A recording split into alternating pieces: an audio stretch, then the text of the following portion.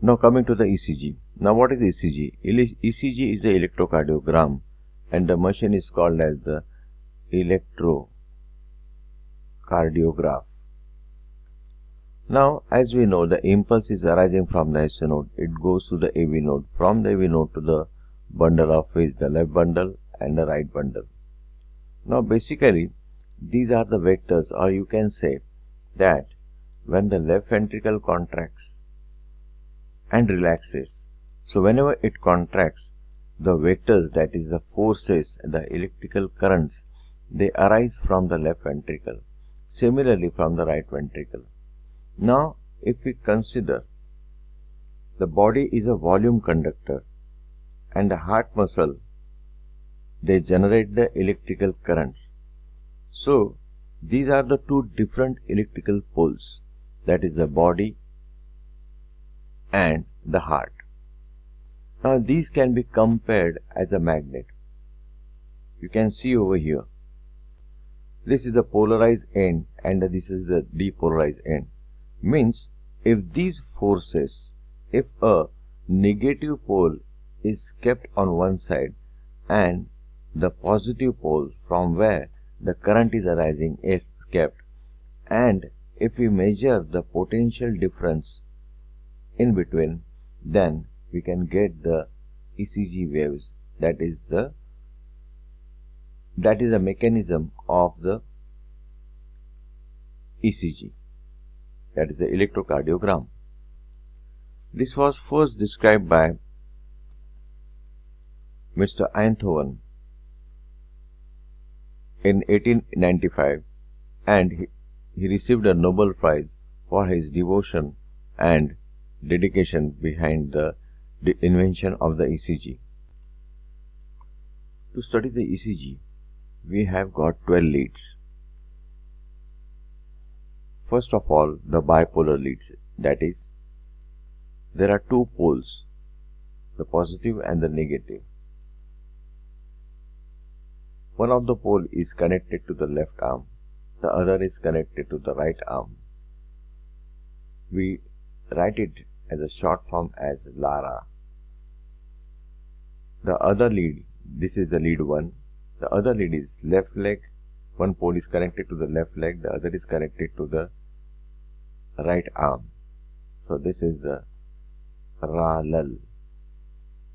And the left leg and the left arm, that is LAL-LA.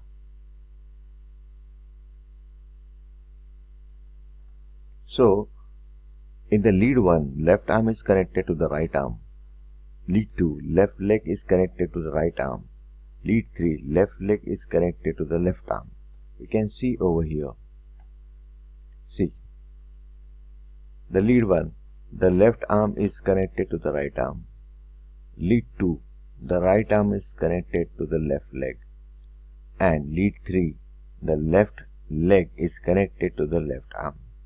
Thus a triangle is formed, and this triangle is called as Einthoven's triangle. Einthoven's triangle. Now if we take the other leads are the augmented leads, that is the AVR, AVL and AVF. Here also we connect to the right arm. L is for the leg and F is for the foot. So the right R is for the right arm, L is for the left arm and F is for the foot. And chest leads, these are the chest leads where we connect the leads V1, V2, V3, V4, V5 and V6. So lead 1, V1 is in the 4th intercostal space on the right side. V2 is in the 4th intercostal space on the left side, just lateral to the sternum. V3 is between V4 and V2. V4 is at the mitral area, also called as apex bit, which is ½ inch inside the mid-clavicular line. V5 is in the 5th intercostal space in the anterior axillary line. V6 in the 5th intercostal space in the the V6 lead is in the mid-axillary line in the fifth intercostal space on left side. So right now we have got 12 leads. Now if we consider the left arm, the right arm, and the left leg and the left arm. So here the positive terminal in the bipolar leads, the positive terminal is in the left arm, then the left leg, and in the third lead also the left leg. So left arm, right arm, the lead 1. Here the positive terminal is in the left arm. Lead 2, the right arm to the left leg, the positive terminal is in the left leg. Lead 3, that is the left arm to left leg, the positive terminal is in the left leg. If we consider the augmented leads are AVR, AVL and AVF. So right arm, left arm and the foot. Here the positive terminal is in the right arm, then the positive terminal in AVL is in the left arm, and the AVF positive terminal is in the left leg. So when we take the ECG, we consider this to be a baseline, and the total ECG should be on this baseline, and this ECG is called as isoelectric. That is, the total ECG is on the baseline. Now each of the small squares, now the ECG papers move at the rate of 25 mm in 1 second. 25 mm in 1 second. Now if we consider the heart rate to be around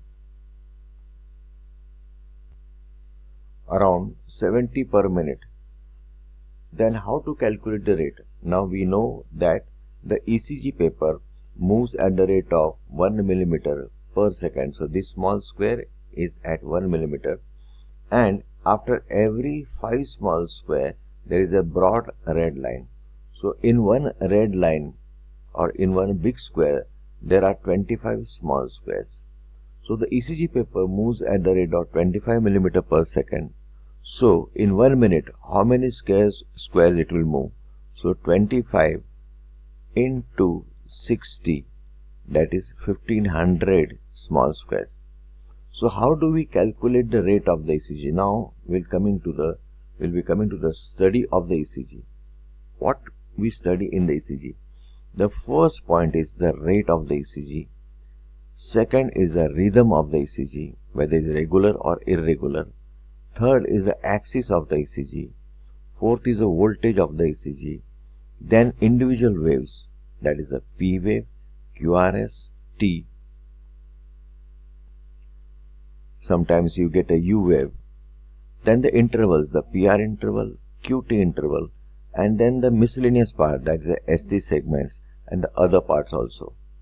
So here you can see the broad red line after coming after the 5 small squares. Now if we consider the individual waves, now first of all, rate of the ECG. The rate is equal to 1500 divided by RR interval or PP interval.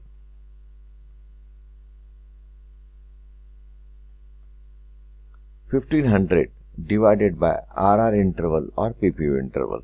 Now we'll calculate it.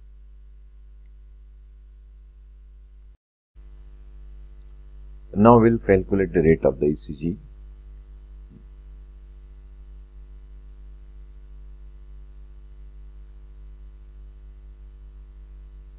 The rate of the ECG RR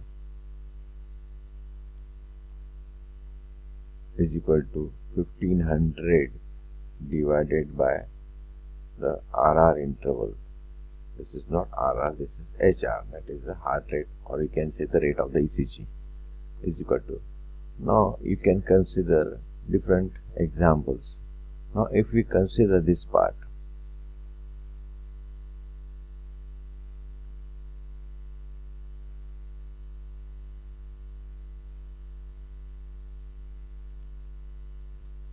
see here, now this part, 5 small squares, 5, 5, 5 and 5. So these small squares come up to 20. So 1500 divided by 20 is equal to 75. So 75 beats per minute. So this is the 7.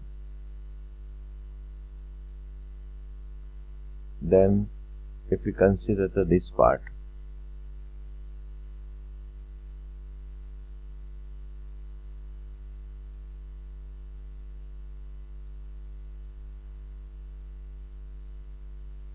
this ECG,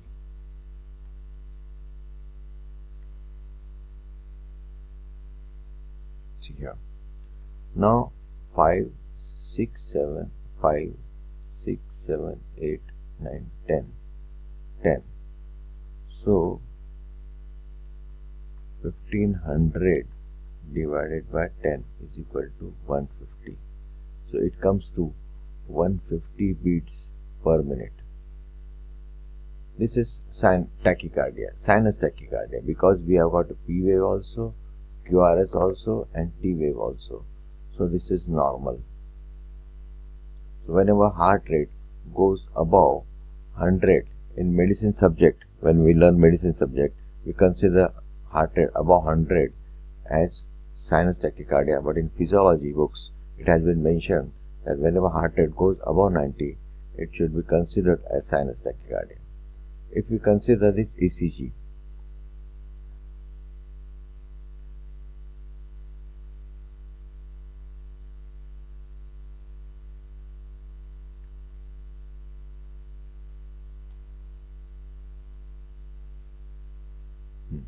one, 2, 3, 4, 5, 6. So there are 6 small squares. So it comes to 6 5s are 30. So 1500 divided by 30. So it comes to 50 beats per minute. So this is sinus bradycardia. This is called as sinus bradycardia. So now we have studied about the rate. I don't think there is any doubt about rate remaining in your mind. Second point is what? Second point is the rhythm of the ECG. Now how do we calculate the rhythm? Just see. Now to calculate the rhythm, what we'll do? We'll just take a piece of paper. Understand? Just take a piece of paper, keep it over the ECG.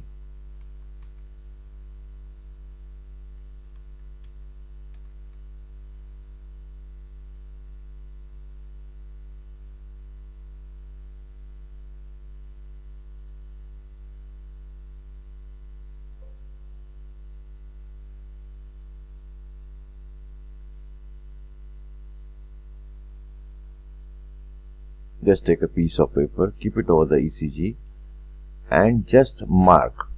See here.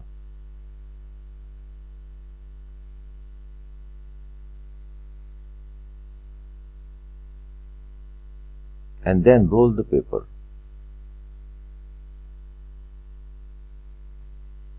So all the markings are exactly falling on the QRS wave.